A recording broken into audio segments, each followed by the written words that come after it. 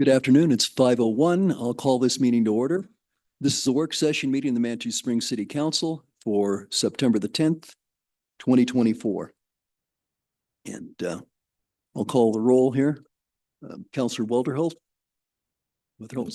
Councilor Chandler. Present. Mayor Pro Tem. Present. Councilor Shada. Here. Councilor Johnson. Here. Councilor Wolf. Here. And the mayor is also here. So everybody showed up to work. Good. Okay, so we only have two discussion items tonight, and I will mention to members of the audience and for the public at large that we're meeting an hour earlier tonight with the hope that we can be home by 7 o'clock to watch the presidential debate. So our first item is Urban Renewal Authority update on 123 Manitou Avenue redevelopment.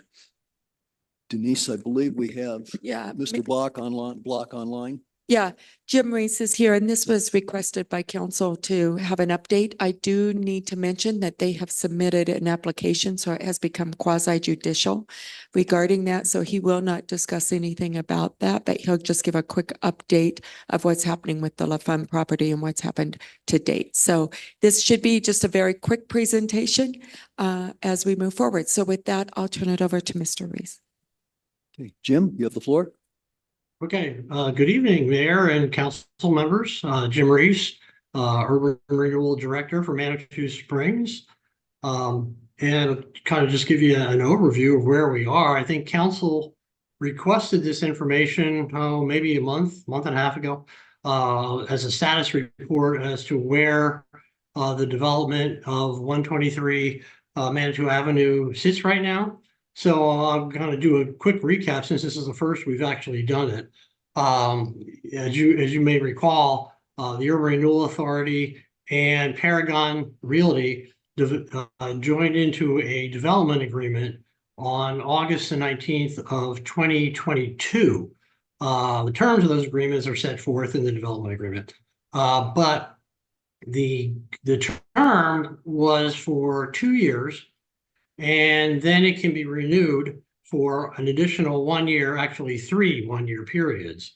And so 2 years was up, and Paragon did agree to actually pay the Urban Renewal Authority $25,000 to extend that agreement for another year.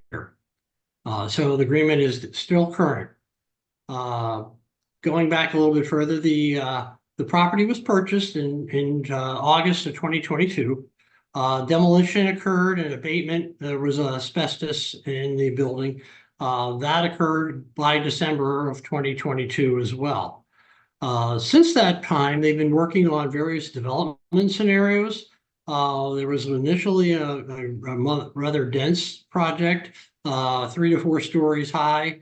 That was proposed and discussed with the planning staff at the time, and it was decided not to proceed with that as it would require a pretty good variance to the density and the height limitations that were established in the new code.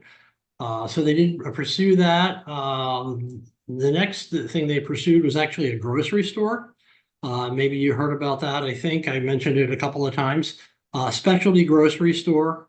And they approached several. They got fairly serious with natural grocers, but natural grocers eventually turned them down due to the high interest rates that were occurring at the time. It still are kind of high, but it was higher. And the cost of materials, as you recall, a couple of years ago, we were having supply chain issues big time. And that drove the cost of construction materials really high. And then the other thing they cited was they did not want to be in a position to compete with themselves. They had recently opened a store on South Nevada, and they also opened one in Woodland Park. So they basically turned the deal down, and Paragon proceeded on with some more evaluation and bringing us to where we are today. Which is a apartment unit complex that's being proposed. And it will be in front of Planning Commission as a concept plan tomorrow night. And so they will discuss that with them. As Denise mentioned, I can't really go into the details. However, the information is available on the planning commission agenda. So the attachments are all there.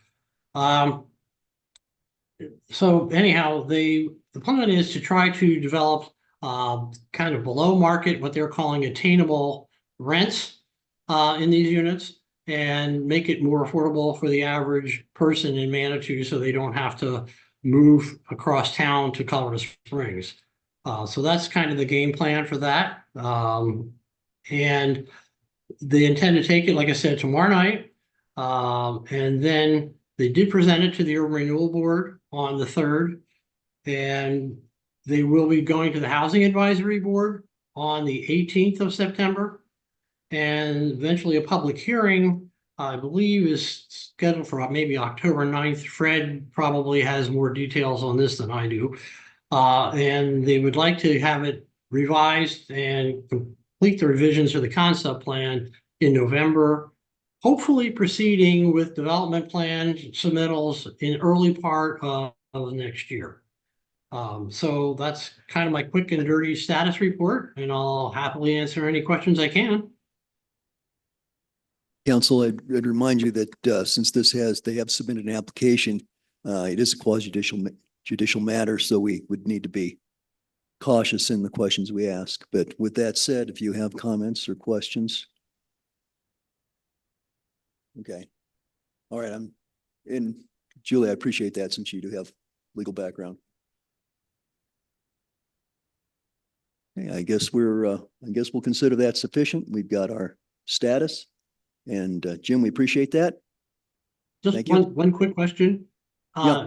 Since this is all brand new, that we're doing some reporting to you on the status of projects, is this the type of format that works? Well, I mean, I guess when we asked for the status, we hadn't anticipated that they'd actually submit an application. So, I mean, it is what it is. It's sufficient for, I mean, there's really not much more we can do. But, okay. Okay. Very good. Okay, thank you. All right, and with that, our next piece of business is a Mountain Metro presentation on the spring 2025 transit options. And we've got Juan from our parking department and Jacob from Mountain Metro.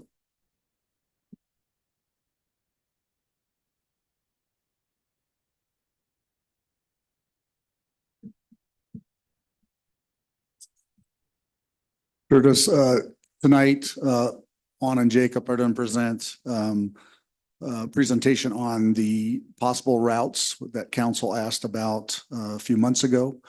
It's just a presentation tonight. And then, of course, at the budget meeting, we can have a detailed discussion on how we want to move forward with the Mountain Metro 36 route to include possibly City of Manitou taking over the route ourselves. So go ahead, guys. Thank you. Thank you, Juan.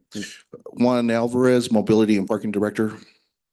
Jacob Matson, Mountain Metro Transit Planning Supervisor.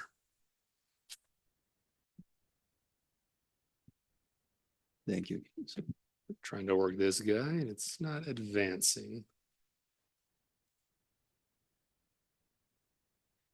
Okay. I guess what would be the button to turn it on? There we go. That should work.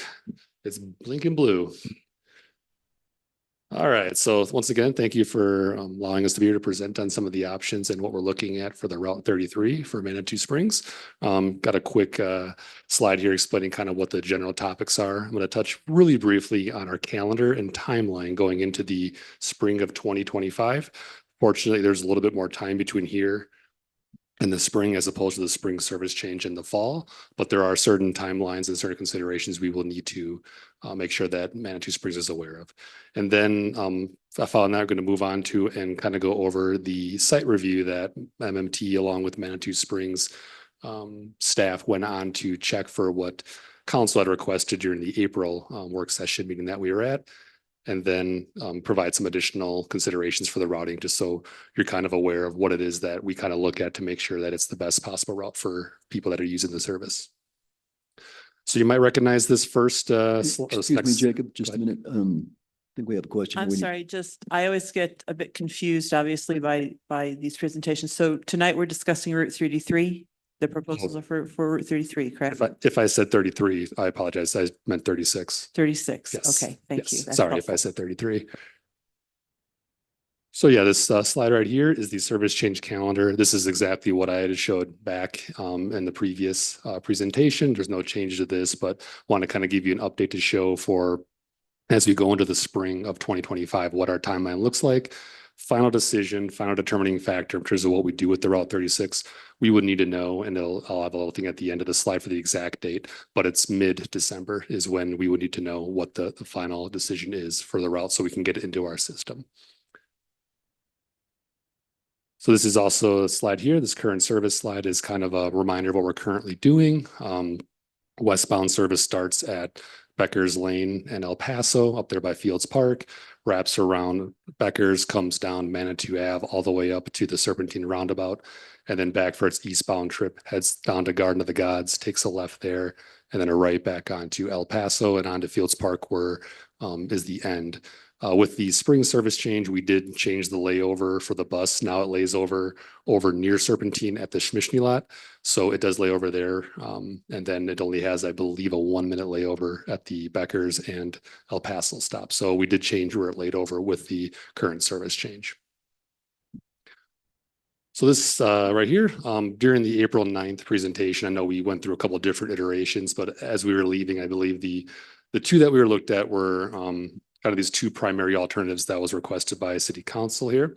One would both of them for the westbound would follow the same trajectory of taking Colorado and Manitou Ave, following all those westbound up to Old Man's Trail. And then for the eastbound service, there were two alternatives we looked at, one coming back on El Paso and turning on Becker's and then back onto Colorado on the eastbound. And then the other option was to continue along El Paso all the way down to Columbia, turn right on Columbia and then back onto Colorado. And that is reflected in this slide. This is alternative number 1. So as I refer to these as alternative 1 and 2, alternative 1 is the one that would turn at Becker's, and alternative 2 is the one that would turn at Columbia. So once again, this is the showing the westbound and eastbound for alternative 1. And then for the other option, alternative 2.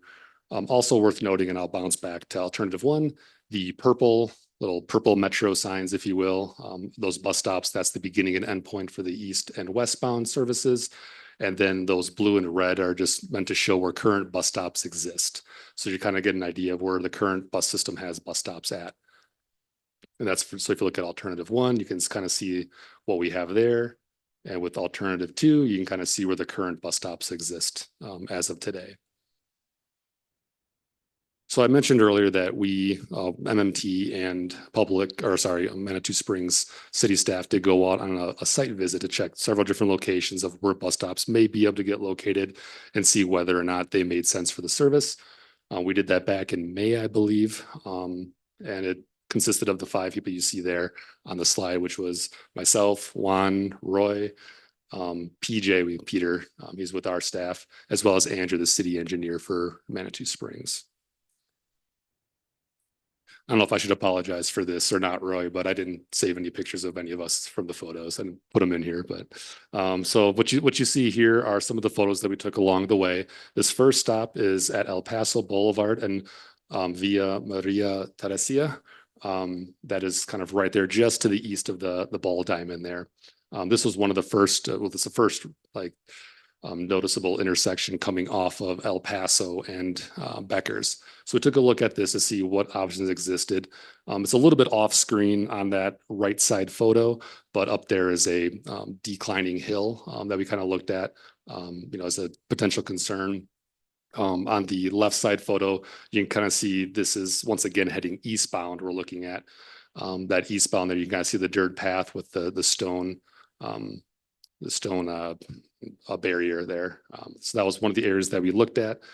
And through conversation, discussions, and looking at this, MMT and Manitou Springs staff came to these kind of five basic concerns with the location. The no sidewalks, which we've talked about in the past, that lead to and from the location. The street there is narrow. So there's concerns with potential safety concerns with narrow streets, both for pedestrian and for driving traffic. And then potential right-of-way access to existing properties. So that would be more of a Manitou Springs issue in this particular case, where there's not enough right-of-way to actually put the sidewalk in without going into the street or whatever Manitou Springs would choose to do with that. And then there's inaccessible ADA access at this location. So these were the main things we looked at here as potential concerns. Manitou Springs staff and MMT staff determined this was not a good location for a bus stop because of those issues. And that goes in both directions. I'm focusing on the east because that was the request from council, but we did kind of view it from a westbound, and westbound was arguably more concerning than the eastbound. So we came to the conclusion that we did not recommend that. The second place that we stopped off at and looked at was right there by the Buffalo Lodge, right at Columbia and El Paso. You can see the photo up there. That is a new photo. Last time I had to use a photo from Google Earth. But that is a new photo with the new infrastructure in place and that sidewalk. And also with this one on the east side, so eastbound coming, there were concerns with lack of sidewalk, pedestrian access, and just the room to actually build that. However, on the westbound return going the opposite direction, there was potential for a bus stop. And that's what we determined as MMT and Manitou Springs staff. So there was potential for a westbound bus stop at that location. And then the final place we looked at over by the Garden of the Gods RV resort was at Pikes Peak and Columbia.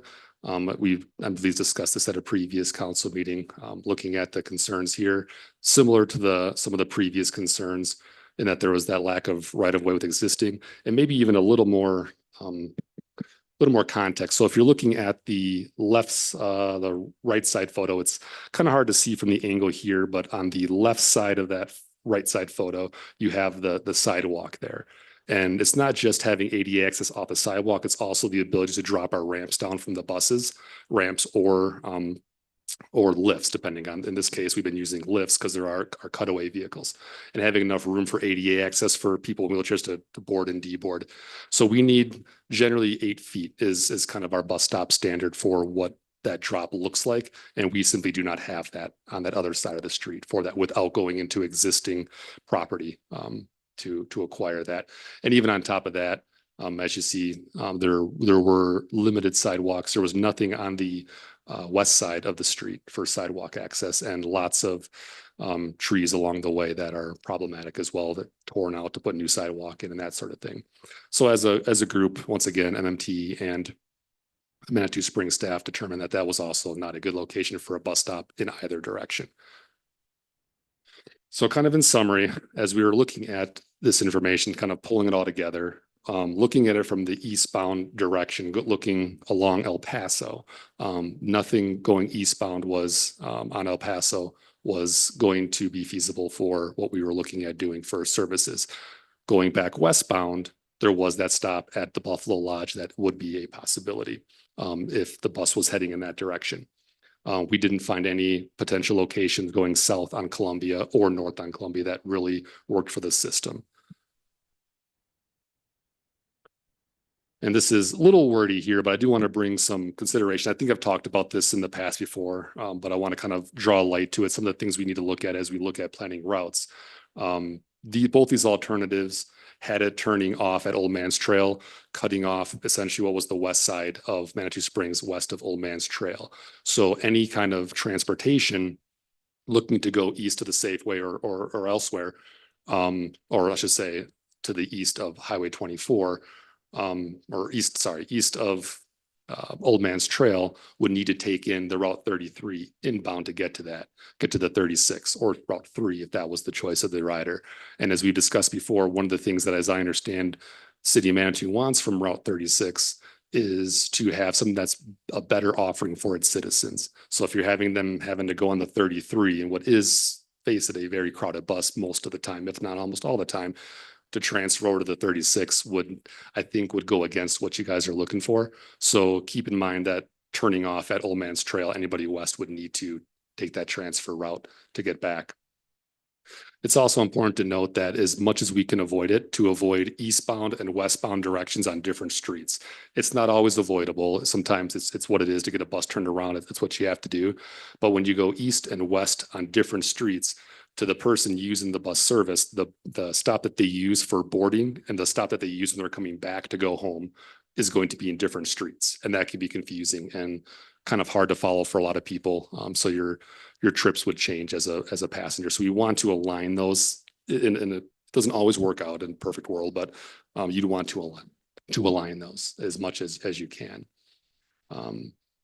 Also, in conversations over the last probably 2 years with Manitou Springs staff, there's been a interest in getting buses off of El Paso to the best we can.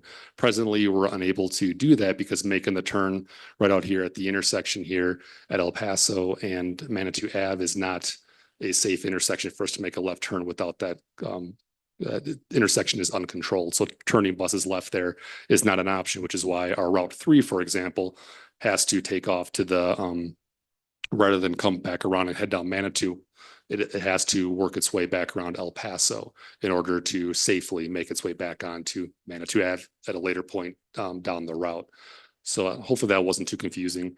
I can definitely explain that better if needed, but in working with Manitou Springs staff, we have discussed this as what could we do with the intersection. I know that it's really up to CDOT in terms of what their rules and regulations are, but any type of controlled intersection there would help dramatically with getting those buses turned around. Kind of a little bit of a plug for that for future service planning.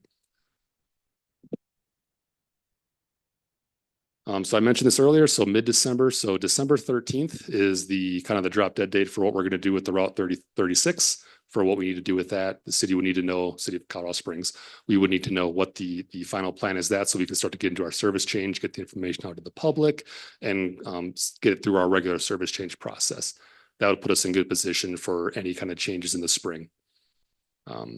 As I discussed at the last meeting, and I'll reiterate again, putting additional buses out there, it's not feasible at the moment. It takes about a year or two to get buses to purchase them, acquire them, and get them into service. So with that in mind, any kind of changes that require additional frequency or additional buses wouldn't be feasible for the spring. And with that, we're looking at council direction. I don't know if you had anything from the MAPS board that you wanted to present on and talk about, or if you just want to go right to council. Juan, do you have anything you'd like to present? Yeah, the one thing I did want to mention is that, like Jacob mentioned, Roy, our city engineer, and myself did go out there, and we did feel like for safety reasons, when we look at ADA and pedestrian accessibility, we did agree with Mountain Metro on what Jacob presented. I think as we explore, once with the Dillon coming up, and as we explore more shuttle options, that can also help solve a lot of these problems that we're looking at. Okay, thank you. With that, I think we'll open it up to council questions and comments. Anybody? John?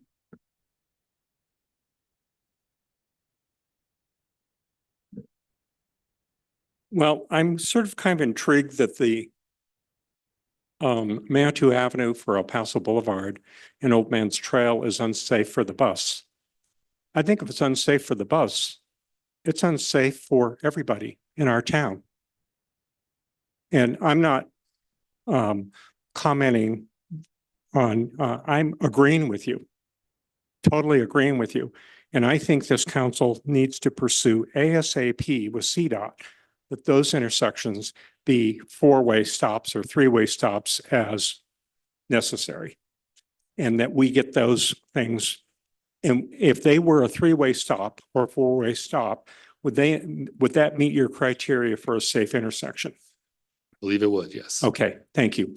That would be my proposal, that council would ask CDOT immediately to allow us or them to sign both those intersections so they are safe. I walk through them all the time, okay? My immediate neighbor, okay, was almost run down, okay, at essentially approximately Old Man's Trail, or I'm sorry, at El Paso and Manitou Avenue. There's lots of speeding that's going on there, and I think we need some dramatic traffic calming that goes on. And I think if we got that done, that would check your box. And I think it would check a really big need in our community to stop this incessant speeding that essentially is out of control in that area. The second thing is, because I have expectations that the Dillon will come online, okay, June 1st. I guess I'd like to know where we are with regard to planning for shuttle services from the Dillon so that by June 1, we have a plan with Mountain Metro to bring in, okay, approximately 100 to 150 parked car, units of people into town. Where are we on that?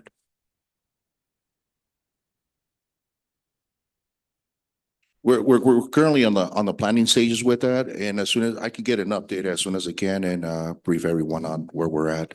So what would be the schedule in terms of that we would have to meet with Mountain Metro in terms of to have service for that? Jacob, could you speak to that? Presently, there's already service going right alongside where the Dillon property is. I think it's 100 or so feet from the property where we have a bus stop. Okay, yeah, I know, but you have that's Route 3, right? 36 as well. Okay, and 36, okay. But that's currently just one of those little stubby buses, okay? That's not going to be able to service 100 to 150 car parking lot. So if you're thinking that it's going to be that level of service, presently with the current IGA that we have, yes, we're using the what are called cutaway buses. If we need a larger bus for the service, it could be as easy as swapping those out. Well, but we would need to know that well in advance, so we're able to prepare for that.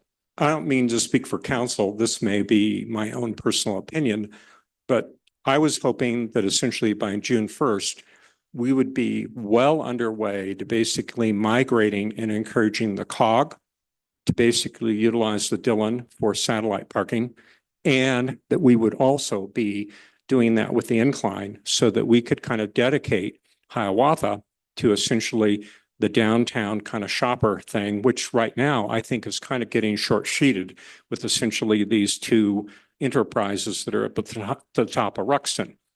And it was under my impression, okay, and again, I don't necessarily want to speak for this council, okay, because there may be other people who are in disagreement and possibly we didn't kind of proclamate some policies, but I was really hoping our little electric shuttles, okay, we're going to kind of pick up the service of basically being on the flat downtown here to basically provide lots of circulation between Hiawatha and downtown for these shoppers.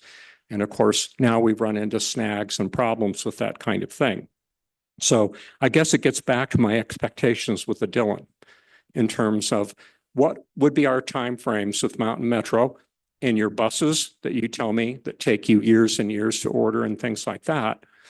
If the Dillon is coming online with 100 some parking places, that little stubby bus isn't probably going to cut it. Okay. And likely those constituents, I'm hoping, are actually headed for the incline and for the COG. Okay. And so we would need to have something like service like Route 33, okay, that's coming from the Dillon. So I'm just going to plant that seed because it seems like to me we need to have some intense, policy discussions on this council, as well as with staff and with Mountain Metro to make this Dillon thing work. Or otherwise, we're going to invest millions of dollars in this parking lot down at the Dillon with no customers. Okay. With no customers. And it's going to be a big debacle, a big financial debacle on this council. My other comment is this. With regard to all these machinations with service to Safeway, Route 3 already goes to Safeway and back and forth. And I've asked over and over again for some proposals so that people in Manitou, okay, can have basically fair, non-fare barrier access to Route 3 to make it to essentially Safeway. And I've heard things that we could do some kind of coupon kind of thing. Never did get much information about what the heck that looked like. Okay. But it seems like to me, with our philosophy that we want public transportation to be barrier free, that you just hop on it and that people who are parking here, okay, are paying one time, okay, for then public transportation access without getting fleeced for quarters or nickels or dimes or whatever on any public transportation. And it seems like to me, a simple system in which there's a clicker or something like that at Safeway on Route 3 or here, that you guys keep track of the number of people who are getting on, okay? And you bill us or do something. But to me, it's not satisfactory that we expect people, especially tourists and stuff like that, to somehow or another have some Mountain Metro card. Okay, that doesn't make any sense to me. I mean, there's plenty of people who are visitors here who ask all the time, where's the grocery store? How do I get to it? Okay. I don't think we ought to have an expectation in our community that they would have to go through some kind of app, okay, or some kind of card or something like that. My hope is they just get on the bus and they go. All right. And that you guys, if you want to keep track of how many customers get on Route 3 here and bill us or do something like that, that's fine with me. But I guess I'd like to see a plan where Route 3, okay, has for Manitou riders, whether they're downtown here already and they're going to motels on the east end, or they're going further to Safeway, or however far we would want to draw that line to, that we would have some type of fare, no fare barrier system for Route 3. Those are my comments. Thank you, Mr. Mayor. Okay, thank you. Other comments? Judith? Thank you, Mayor. For the record, the December 13th deadline, is that, I just want to make sure we're on record because it's confusing to me, but it's really confusing to the community. What service dates are we looking at? 2025 now for the 36, or are we actually looking at 2026? This would be for 2025. Okay. And so thank you for clarifying that. So as you know, as you very well know, micromobility is a passion project of mine. It has been for 5 years. I'm not the only one on council, but it has been number one on my list of things to address, not only to make it more pleasant for visitors and tourists, but darn it, to take care of our residents. And provide free, easy, accessible transportation. We are currently a food desert, right? And so, yes, we do have one bus, the number 3, that does go to Safeway.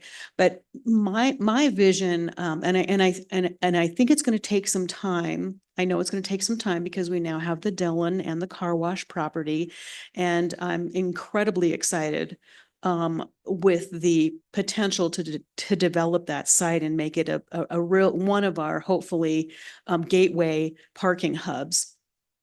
As you know, I'll go on the record as saying again, not only do I want to encourage the COG and the incline users to park there, particularly for at least the incline, I still want to see that parking place tied to a prepaid reservation that includes several hours of parking.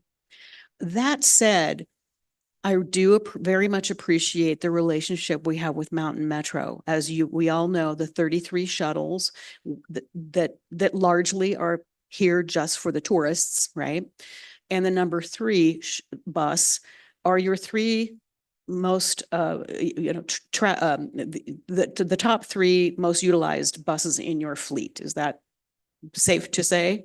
Not entirely, but 33 is definitely up there. 3 is it's up there. They're definitely So performing well. that continues to be a very nice marriage that we have with you. I think for me that the time is coming that I think the city of Manitou, we need to grow up a little bit and consider a comprehensive plan that looks at additional resources, perhaps taking some of our transit in-house so that we can better provide for our entire town gateway to gateway. That said, I totally agree with Councilor Shada on not 1, but 2 points. El Paso Boulevard is not a safe street. And by the way, I still want that ADA that bus stop at the Peacock condos, I want that repaired. It's not ADA compliant, and the one person that is in a wheelchair lives there, and I've seen him get on the number 3 bus and they have to park it in the street on Mayfair for the lift to come down for him to get his wheelchair on. So we need to take a look at making sure that all of our stops are safe and ADA compliant.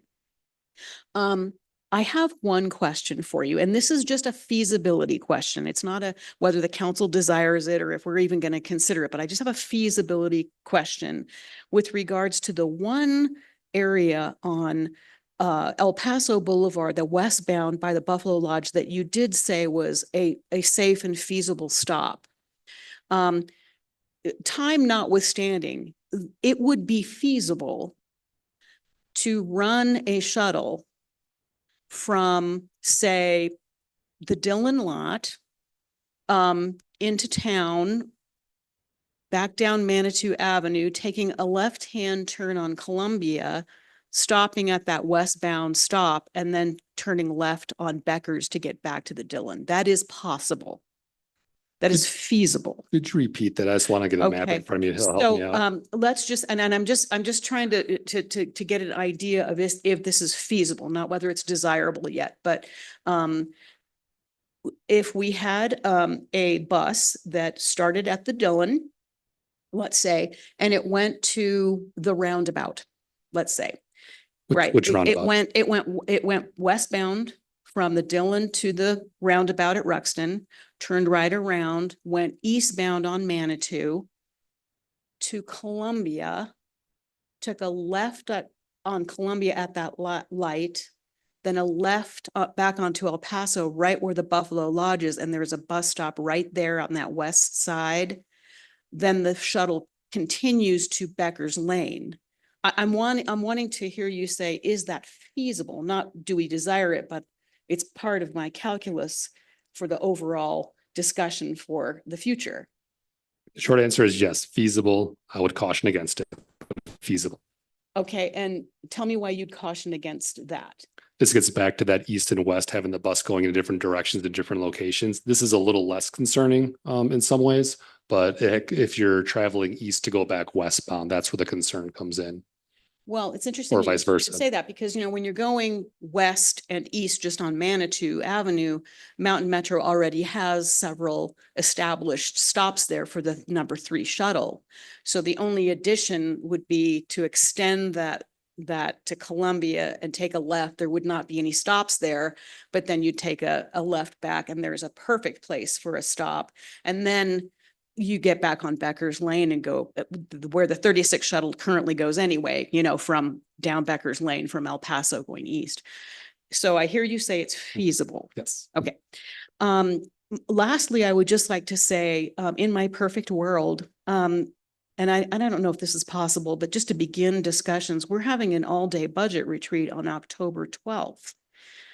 Is it possible to come to council with a work session before then and start to have discussions about how we are going to get the Dillon lot ready for 2025, June 2025? Is that possible?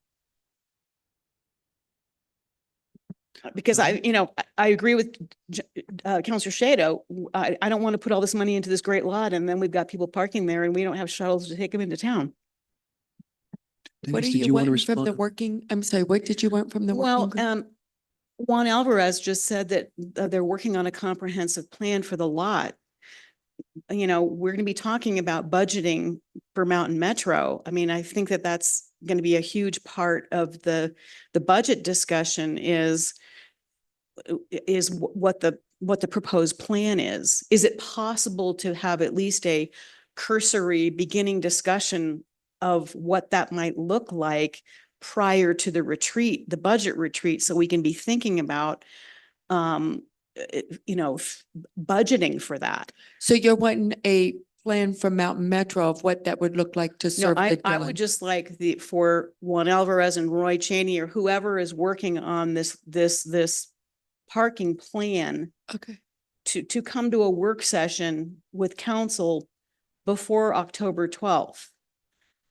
even if it's rudimentary, this is not including Mountain Metro, just what is the plan for the lot? How many spots are we thinking? What do we need as far as, micromobility to make that happen by June of 2025? We So- should be having that conversation. That's the contract we signed last week to get that started. So that's moving and we had the whole time frame of everything that was happening with that contract. So Do you have any that's- idea when they might be bringing that to us?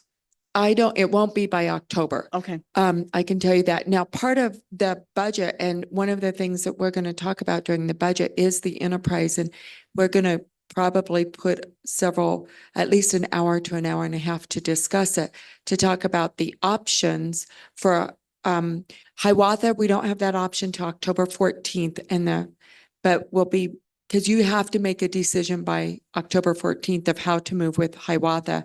Hiawatha, we need to have done by 2025. So some of the things that we're going to be bringing to you is when Hiawatha may have to close, what that looks like with the Dillon. And we're trying to pull all that together in the discussion for the budget meeting and what you want us to bring in-house.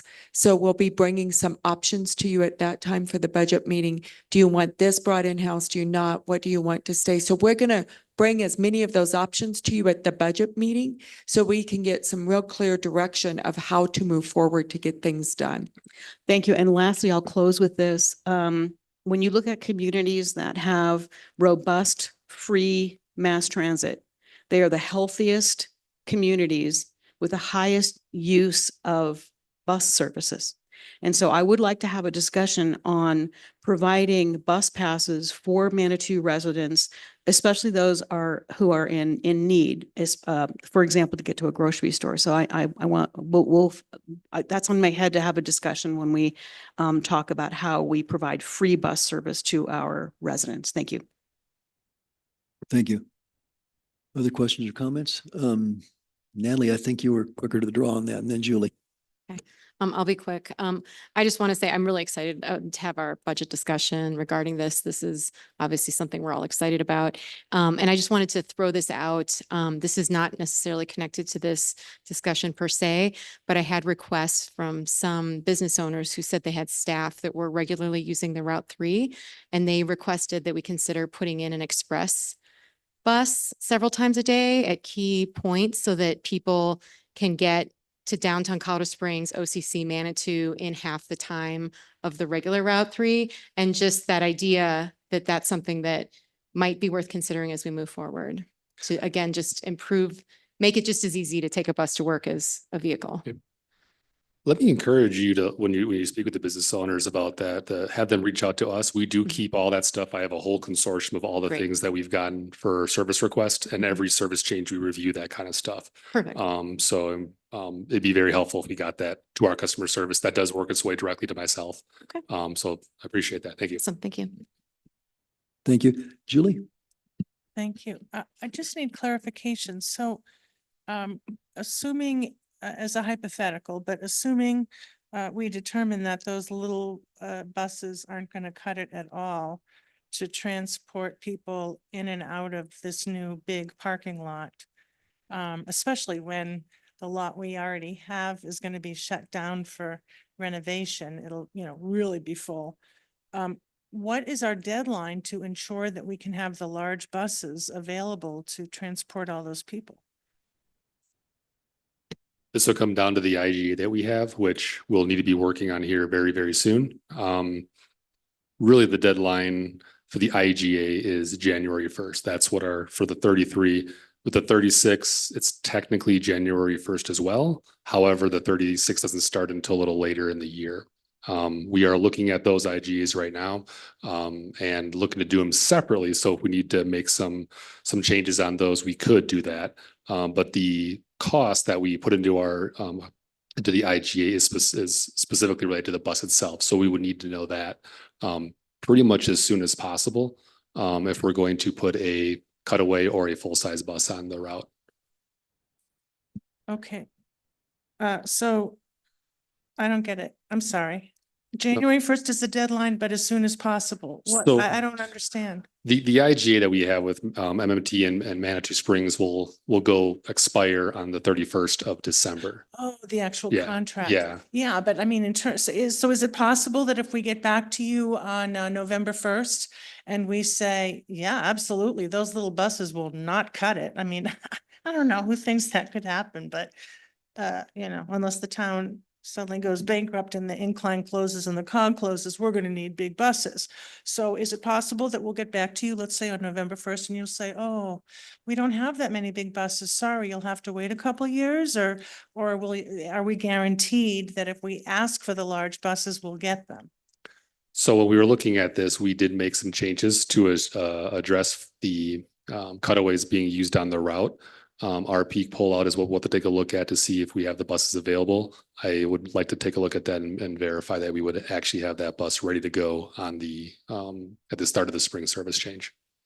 June 1st. I don't know what start of the spring service change means, It's but, the end of April. I think it's the 27th for next year. okay, so when can you let us know? Because if you can't get us the big buses, we may have to buy some. So we need to know, when can you advise us on whether that is feasible? I could have that in a few days. Oh, I that'd just be gotta awesome. I just gotta Okay. verify with our fleet maintenance that we have what we need to do that. And you'll obviously have the staff as well. I mean, It wouldn't be a the change same of staff person for would be that, yeah. driving a small bus Yeah. or a big bus, but, Yeah. okay. Thank you. Contractually, it wouldn't with the company we contract out to and the drivers, that would not be an issue. Thank you. Thank you. Other questions or comments? Nancy, did you? Okay, Michelle? Okay, I guess, Roy? Yeah, I just wanted to address the four-way stop. In 2021, I believe, I approached CDOT for that same ask of trying to do a light or a four-way stop on El Paso and Manitou Avenue and Old Man's Trail and Manitou Avenue. And so they did a traffic study, and they did determine that a traffic light was warranted. However, they said they can put it on their 50-year list. So I asked them about the stop signs, and they said, well, that doesn't warrant for stop signs. I'm not done investigating that, because I do believe that the stop signs are a lower level of traffic light per se. And I think it can warrant it until they get us a traffic light. So I'm currently working on that to try to see if I can still push for the stop signs, which I know, and I remember back when Mr. Sheda even brought it up a few years ago, we were looking at that and talking about trying to get that done for safety and to allow that bus to get a left turn access. So it's been in discussion, and I'll try to push that harder here and see if I can't find that solution to at least go to stop signs until they can find money for us to put a traffic light there. Okay, thanks, Roy. Thank you. Good luck. CDOT and Glacier's moving about the same speed. They do. And I've had numerous conversations with CDOT engineers. I'm not entirely unsympathetic to them. There's a lot of bureaucracy that goes with that, and a lot of interlocking parts. Yeah, and then I just have one more question, and I don't remember this, Jacob, but I thought the IG stated that if the users increased and we needed a larger bus, that Mountain Metro can make that decision to increase the size or something. So Maybe yeah, I'm- that's under the 36. We actually have it in the 33 as well for each of the routes that, depending on the circumstances, we reserve the right to move a different bus, but the default for the 36 is the cutaway. Correct. So you could actually increase in size if we needed it. You just have to find that solution to find the larger bus. Yeah. Yeah. That's correct. But it is in there that if we needed that, you guys would try to pursue that. So there is that clause in there to increase the size if it's warranted. Yes, but I also want to make sure that we're Okay. aware that we don't want to artificially put it to the smaller bus and then. I get conflict that, with yeah. The better larger bet would be bus, put in yeah. the larger bus initially, then if that, because things are changing today than they were a year ago with the purchase of the Dillon. And we would have to consider the larger bus for sure. But that is still in there. Yes. Okay, thank you. Yep. And that's one that I would intend on remaining at this point, because that is very much an operational concern to not have that flexibility. Yes, thank you. Okay, Nancy? Yeah, Roy, I know that there's also been interest in a stoplight or something up on the bypass. So how are you prioritizing with CDOT what stop signs or lights or turn signals are going to be going in. Are you talking about the Serpentine? Yeah. Actually, we've discussed that recently, I believe, and there's going to be a turnaround if, I believe, at Cave of the Winds or something, right? That was the area we were discussing earlier. And Mr. Mayor, I think you were. Yeah, if I could speak to that, this is a saga that goes back about 4.5 years. So this specifically is for traffic. It's the intersection of Cliff Dwellings and Highway 24. And in fact, Mr. Shade will remember when he was on city council previously, they put up a sign that said, as you're approaching off Sunshine Trail, as you approach the intersection, it says right turn only if you're smart. It's a dangerous intersection. I did have discussions, and Roy and Denise, I guess we had discussions with CDOT about putting some sort of traffic control in there. They said that they didn't have the money for a stoplight at this time, and that the traffic wouldn't justify it. What they are going to do is make it so that traffic leaving Cave of the Winds or Cliff Dwelling, excuse me, going to have to turn right. They'll go up. Cars that want to go back east to Colorado Springs will have to go up to Cave of the Winds and make a U-turn. And there's also provision for larger vehicles like school buses to turn right as if they were going into the Cave of the Winds, and then they'll take that intersection turn and go left back onto Highway 24. That's taken an ungodly amount of time for what the project is. Part of it's because it's a relatively small project, and most of the contractors who deal with CDOT didn't want to take it on. So, and several of them weaseled out of it a couple of times. So anyway, that's one thing. The intersection, in fact, the gentleman from Cliff Dwellings, he said he would contribute $200,000 towards paying for a stoplight, which I think is about $1 million. Unofficially, I also heard that the Cave of the Winds folks would pay $200,000 to contribute. And CDOT's answer was, thanks, but not at this time. So we've got almost a half-priced stoplight, and CDOT didn't bite at that.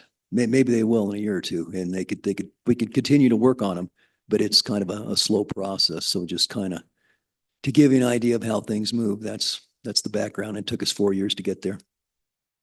Yeah, my concern is just that we have the same set of priorities and we're all speaking with one voice. So thanks. So, see, Julie? Oh, so I just wanted to confirm, if Denise, will you forward us the email when you find out if the large buses are in fact available? Okay. Thank you. And then Judith, and then I've got a couple of Just one comments. quick follow-on question.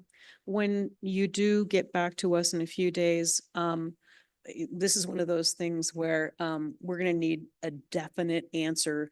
So it's going to be a yes or no. Yes, can you provide a large bus, or no, you can't, because if it's a maybe, we're going to have to go back to the drawing board and to make this parking lot a success. So I'm assuming that it's going to be a clear yes or no answer. Yes. Okay, thank you. Okay.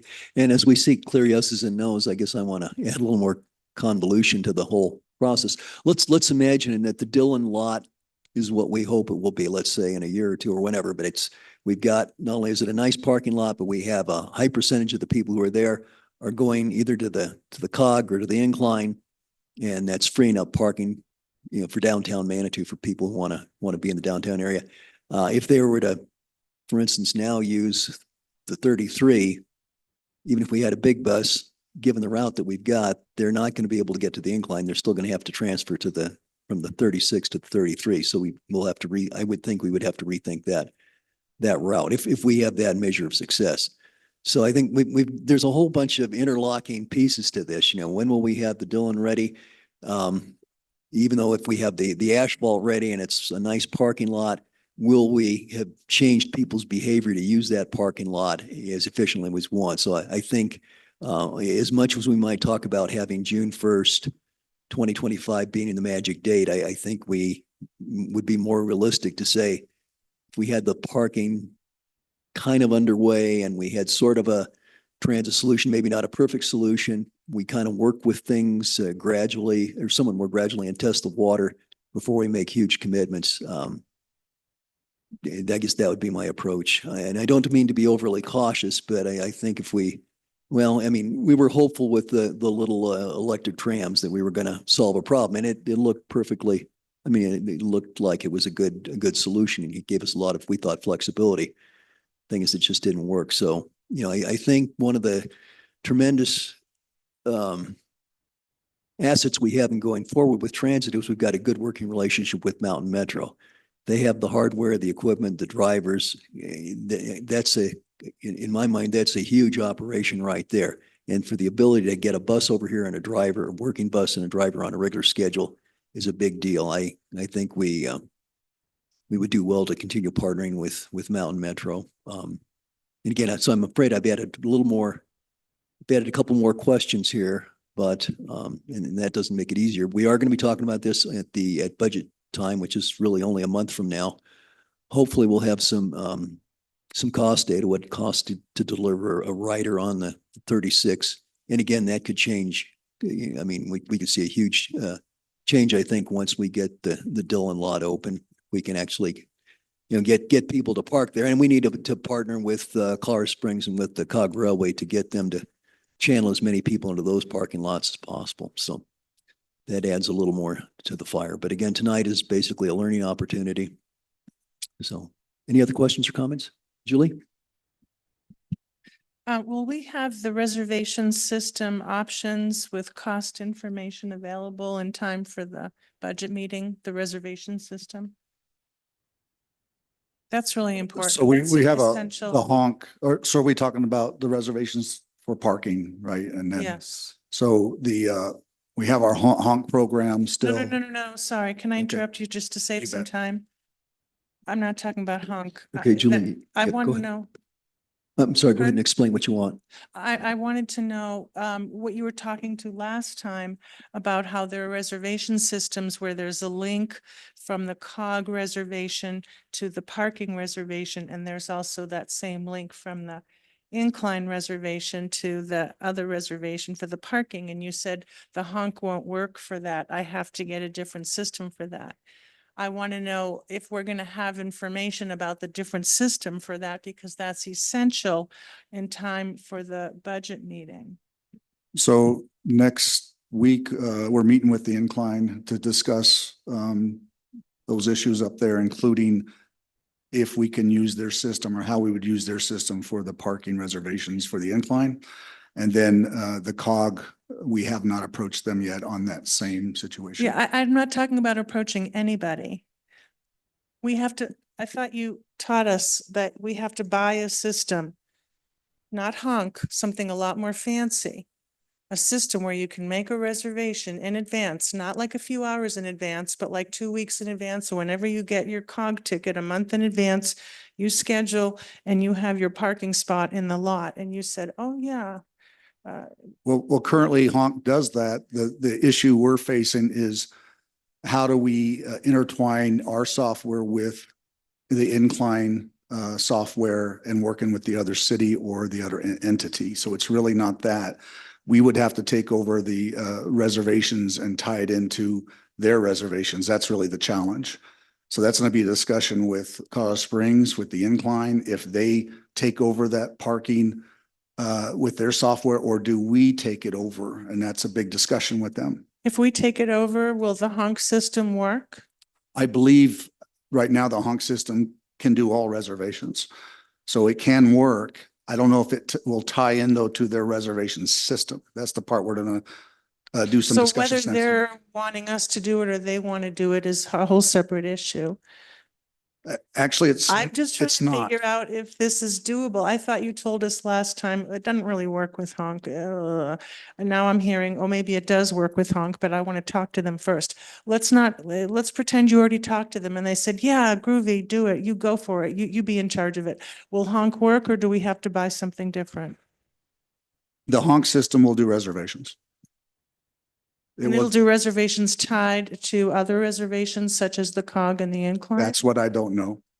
Can we get an answer like ASAP? I'm meeting the incline folks next week. We have a But meeting. they're not technicians. Meeting with them and schmoozing is, what does that have? We have do to with know it? their software, what they're using and get more information on everything. Okay, And then the same thing goes with the COG because they use a different system. so you just need to find out what systems they have so Correct. that we can find out if that system will work with our system. That's correct. And we'll know that really soon. Next week, I'll meet with the incline and then we have not engaged the COG yet on their system yet. But we can do that and figure out what they're using. And then is that compatible with our system? And if not, or if they're even willing to do that would be the question how we move forward. Okay, Is there a system that can do that? I do believe there is. and is that a high priority? That's a high priority. Is that, when are you gonna talk to the COG, or is that your job, or who's gonna talk to the COG and when? I guess I need direction from council. Was that voted on to be a We've been highest talking priority? about that for years. Yeah, do we need direction? Let's get We've direct- talked, I mean, it's among the passing comments here. I don't think we've ever made that a formal direction or Oh, anything. okay.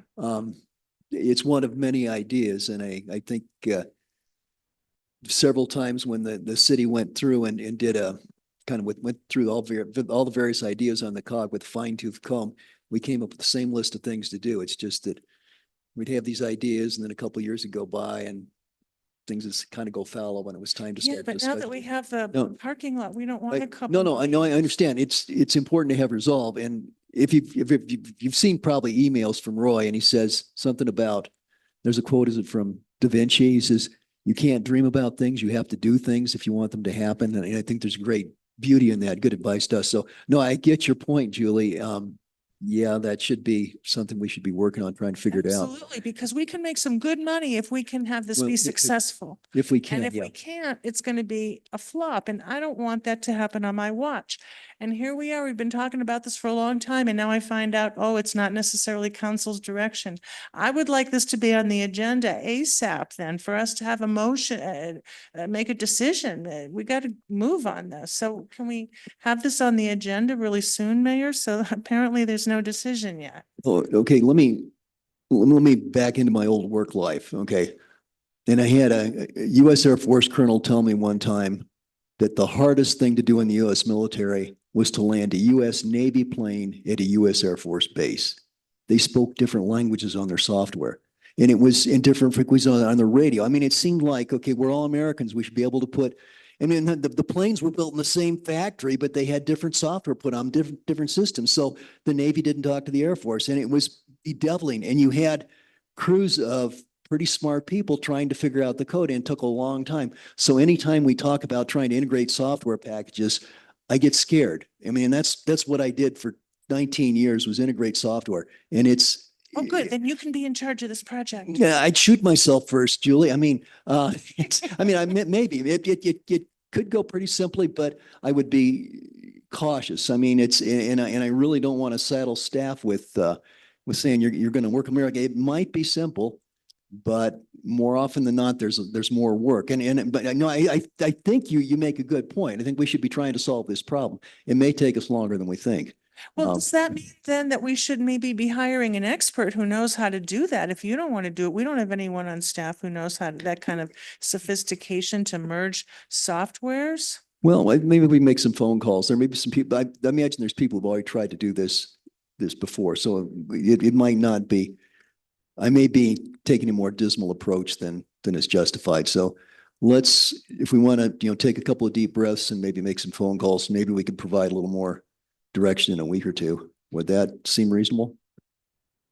Yeah, I would like something more than maybe a little bit of direction. I would like definitely a lot of information to be presented to us within 2 weeks on what will work, how will this work? Obviously, we'll have information on how that could work from the incline and perhaps not from the COG because no one realizes we want them to do this or whatever. But at least we can move forward with the incline. I want to get this done. I feel like we're just ignoring it and we're doing, Citizens Academy and and whatever, these other things. And this is more important, and this is getting pushed out and pushed out. So yeah, I would really like to have some definitive information, at least with respect to the COG and their system. I'm sorry, the incline and their software system, so that we know that we can set up a reservation for some, for their users as part of their own incline reservation for the Dillon. Thank you. Okay. Can we do that in 2 weeks? I mean, is that,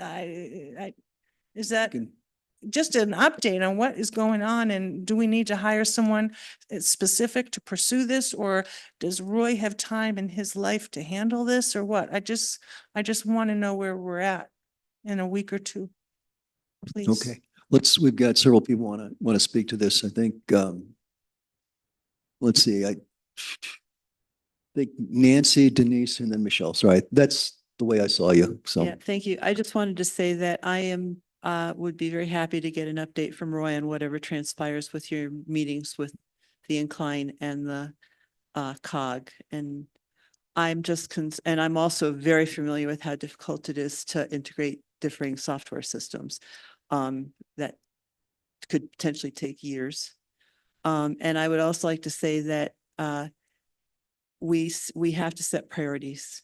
And I think we've set so many priorities that they all become, then they are no longer priorities. So although I do consider this important, I don't want to force the issue above other priorities that we have at this point. So those are my 2 cents. Thanks. okay, thank you. And Denise, you're next. Yeah, all I ask is if we can get clear direction, does the majority of council want the incline tied to a parking reservation that has to be paid at the Dillon?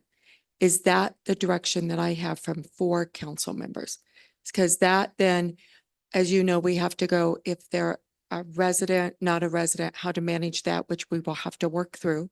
But I need, is that what you want in a new IGA, which we're working on, as you know? Is that the direction I want? Because right now that's not part of the IGA. So it will have to be part of a new IGA as we move forward. And then we can start working that accordingly. Okay, thank you. Michelle, you're next. Thank you. As far as meeting with the incline and the city of Colorado Springs and all the software, you do understand, Julie, we are going into fall and winter where the COG will not be open. Incline users obviously will cut down by more than 3/4. So, but yes, as far as the Dillon parking being tied to the incline, yes, I am looking forward to that. But we also have to remember, if the Dillon's not open, people are on that incline year round. Thank you. Judith? Yes, thank you. Yes, we have priorities, but as council members, we know that just like our agenda every week, priorities are a moving target in a town.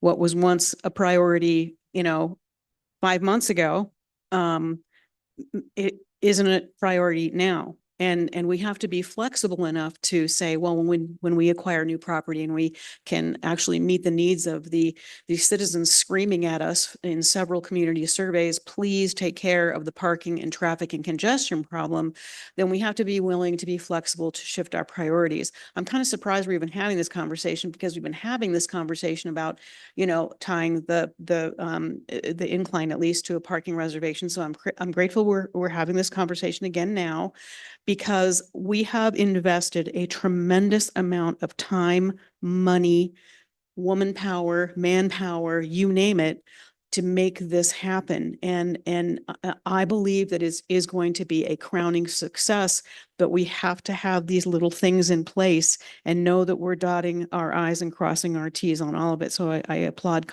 council for that.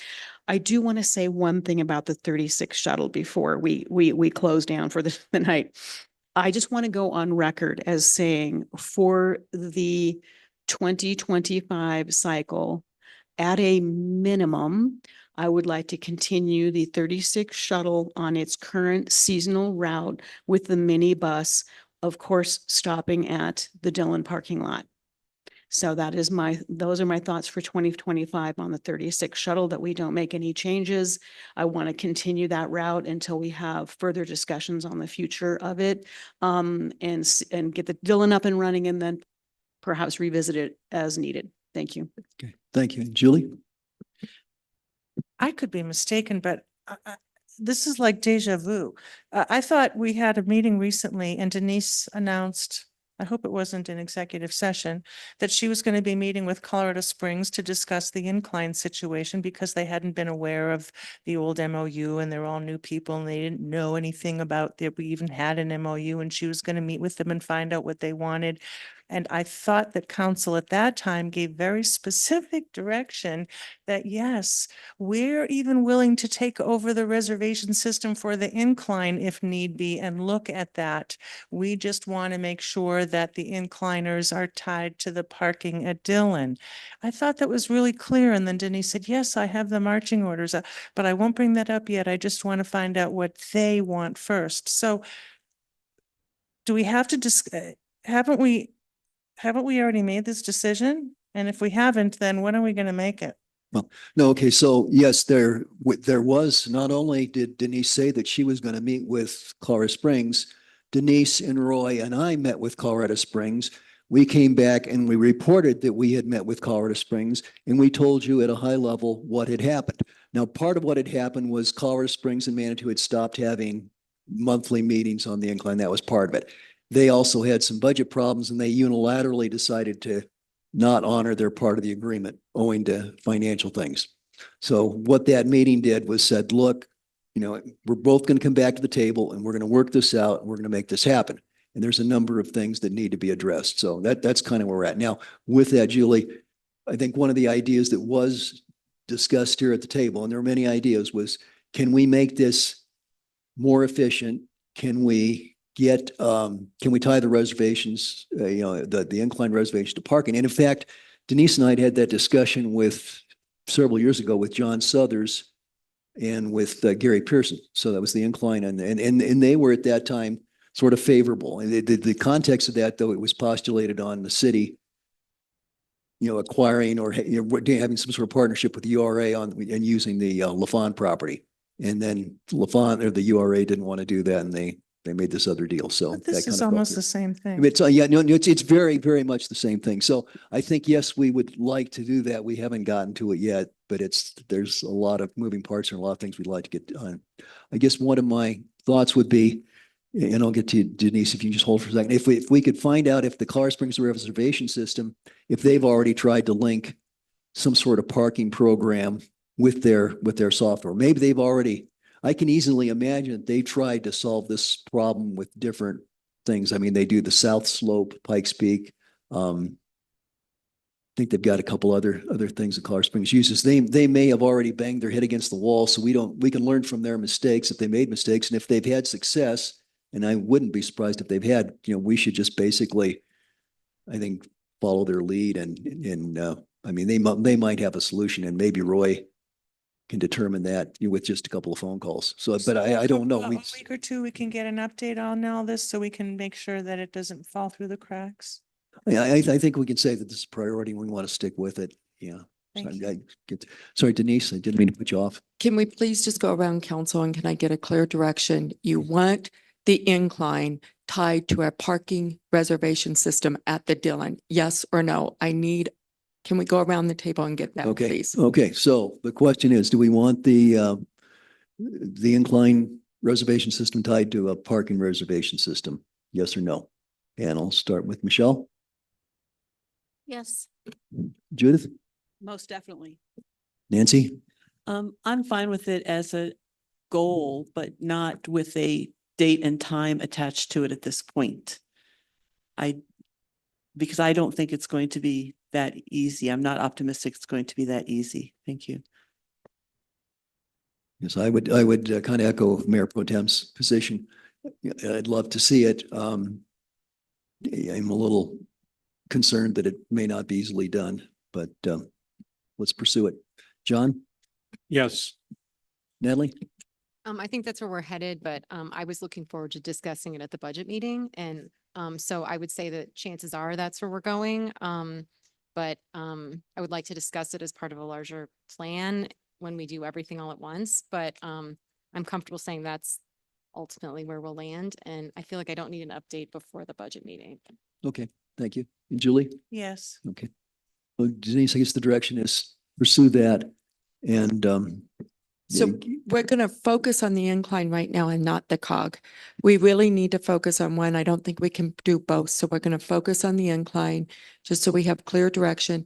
I don't think 2 weeks will be able to give you much, but we're hoping at the budget meeting that we can start talking about all the options that we have in place if that works. Where basically what is today, September 10th, we're 4 weeks out for the budgets meeting. okay. If council's good with that, we'll see if we can get an answer by the budget time and then we'll have other numbers. I think this will probably be a fairly involved discussion. There's a lot of moving parts, fair amount of money at stake. So maybe we'll have a few of these questions whittled away. Julie? If I just could add as part of that budget meeting discussion to also be giving us information on what it would cost if we took the entire incline reservation system on, if it might be simpler for us to just be in charge of that and have that tied with our parking. That sounds like it might be a lot simpler than, like Nancy said, taking years to figure out how to merge software. We're hoping we'll have the financials that we need to make a good decision that day. And if I could, Yeah, Nancy, please. I'm just not supportive of that particular thing at this point in time. I think that's a whole other discussion personally. So, thanks. When we talked about monetizing the expense of the Dillon, and one of the reasons I thought that we voted that we wanted to go ahead and buy this property as well as the adjoining car wash is because we'll make some good money. If we're gonna drag our feet for 2 years and do other things and focus on other priorities that, Nancy Fortune wants to focus on, we're gonna lose a lot of money. Yeah, understood. I think we made up our mind. I think so. Okay. I guess, we've got Jacob and Lan here from Mountain Metro. We're going to give you an answer by December the 13th, hopefully a little sooner. We may have some additional questions. We very much appreciate the work that you've done. I mean, you field checked the route and whatnot, and we have those concerns. But I guess if you can be patient with us, we're going to try and work through this in the next, again, we'll have our day-long budget meeting October the 12th. And that'll give us some direction. We'll have a better idea of what the financing situation is going to be on the Dillon and consequently, what we have for transit and that kind of thing. So, no council, other questions or comments on this? Okay, great. Well, let's see, that brings us really to the end of our discussion items. Juan, Jacob, thank you very much. Thank you very much, Mayor. Certainly. We have a little time here to receive any council correspondence. Anybody have anything? Julie and then Natalie. I received a complaint for someone who lives on the west end of Manitou Ave, right near the Serpentine roundabout. And he explained that the speeding has become out of control, unbelievable at that end of town.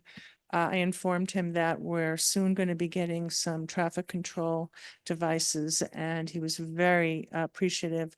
I wasn't able to give any time frame though, because I didn't know, or else I couldn't remember. Does anybody know when are we supposed to get those handheld things? Denise, can you? Yeah, a couple of things as we're getting ready to bring the ordinance to you guys. I have it next week as the first reading and then the second reading. We've also received some additional information regarding the organization that we brought for you to present.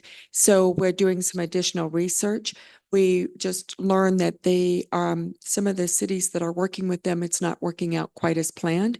So we don't want to jump into something. So we're doing some additional research on that and we'll be bringing that to you. I think now we're going to go out for an RFP and make this an RFP and do the due diligence before we do it. So I don't believe we're going to be able to have anything in place now until the January timeframe, but I think that it's better that we do that instead of jump into something, especially just with some additional information that we've received. Thank you. Natalie, do you have Sure. something? Yeah, I'm just seeking guidance from council, actually. I received an email from a resident who wanted to meet with me to discuss another council member's idea for a project. And I'm just wondering if council's comfortable with me doing that, because it does feel a bit like what you had done recently, where you were meeting with landowners around strategies and ideas, and it didn't go over well with the public. And then now I'm kind of being asked to maybe be strategic around complex things with a resident around a council person's idea. So it's just a non-traditional way of having conversations, and I'm just trying to figure out if that's something council's comfortable with me doing. I think Council it comments? depends on the idea. If I it's, don't know what the idea is yet. well, if it's going to turn into anything quasi judicial, then you'd have to recuse yourself. So then the answer would probably be no. If they want to know if it's okay just to change, So the should law I of- ask the resident if their idea that the council person has is potentially quasi judicial? No, I would tell the person, just come present your idea in front of council the way everybody else does it. Okay. Because that's, I mean, Yeah. I'm Yeah. seriously seeking guidance. That's never happened to me well, I think before. there's a couple of things. I mean, as council members were contacted by citizens, sometimes non-citizens, people outside the city. I mean, and there's a whole variety. Sometimes it's a formal remark. They make an appointment, you have coffee, you talk. Sometimes you get an email, and it can be a whole variety of things. And it could be a little thing. I mean, we all know what it's like. You get a complaint, somebody's having a parking problem, or Julie, like you just said, it's, somebody's worried about speeding. So I think, council, as council person, we have to use our best judgment. What are you going to do? As an individual council person, none of us makes a financial decision. Financial decisions are made by a vote here, a majority of the board. All legal actions are, it's a majority vote here. So I think part of our job as council people is to be available to people with ideas and whatnot. On the other hand, if you're not comfortable with it, then don't do it.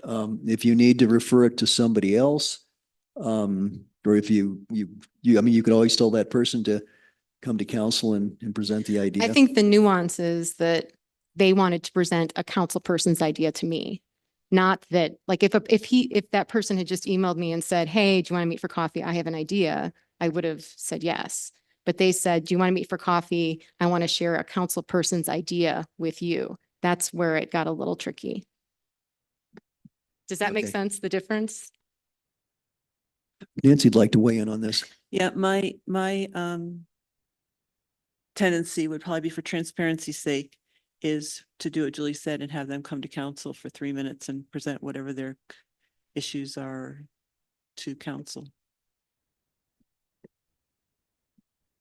Any other comments? Yes. Judith? Thank you. So this resident wants to bring you into a discussion about a project that another a council member.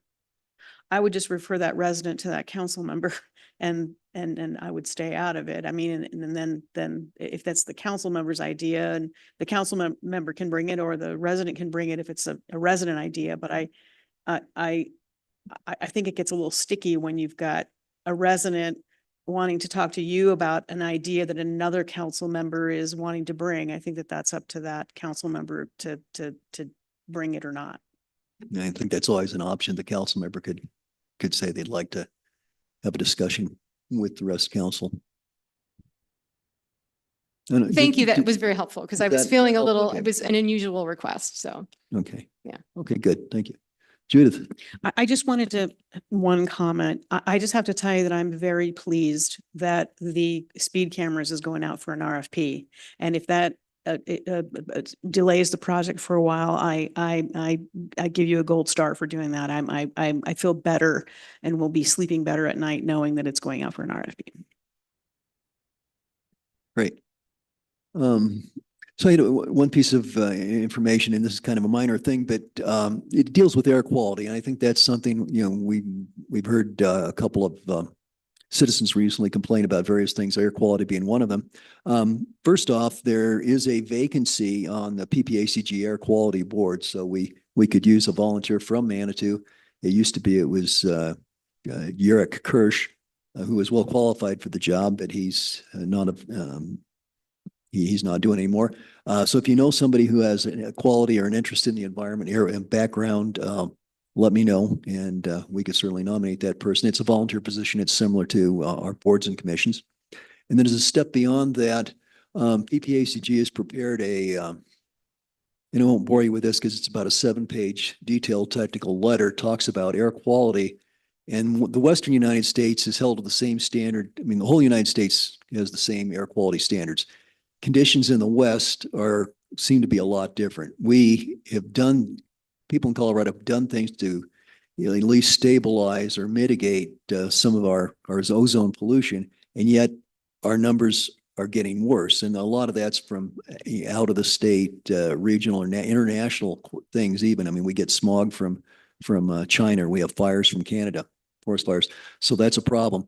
PPACG is joining a number of other or similar organizations throughout the Western United States and asking the EPA to make some studies on air quality and how it actually affects how the West is different than the East. So that's not something you need to worry about. If you'd like, I can send you the full 7-page in one diagram letter. It's technical, but I guess the main thing is if you share that with the constituents, if they ask, what do you do about air quality? Well, it's a huge task. We're trying to do things. I mean, we do things pragmatically by trying to have electric trolleys or by getting people to walk and not use, or even the cog railway. I mean, they had the new engines use diesel, but it's a lot less polluting than it used to be. So we're trying to do those things. Well, this is another broad regional area where we're trying to cooperate and really put some leverage on the federal government. So I will mention that. Anything else? Julie? So the purpose, so what PPAG, however you, all those letters, they want to do all this work to try and ask the EPA to lower our air quality standards, because it's hard for us to keep our air clean since we get all the smuck from everybody else. So we should have a different standard so that we don't look like we're always out of compliance. Is that what you're? Well, That's the in gist? part, yeah, it's that, and it's sort of like asking the teacher if they're going to grade on a curve. But I mean, no, I think that you're concerned, and really, the problem is the federal government can put some financial sanctions on us, and they have done that, I guess, in other places. But it would make more sense if we're going to have to pay more money. We should actually use that money to reduce the problem, as opposed to just basically be getting ripped off by Uncle Sam. And that's an ingracious way of putting it. That's kind of what it is. I mean, and part of the letter says, look, let's see if we can actually solve the problem, as opposed to, trying to play this game that doesn't seem to work in the West. And is that the highway money that they would pull from us if we stay out of compliance? I think with our I air? believe some of that is highway money. Yeah. Yeah. Thank you. Yeah. If there's nothing else from council, Denise and Roy? The only thing I have is we're diligently working on budget. Final numbers have to be done tomorrow, so that we can get you the report a week in advance. So that's been our focus for the last week and a half. So thank you. Okay, great. Thanks. If there's nothing else, we're adjourned.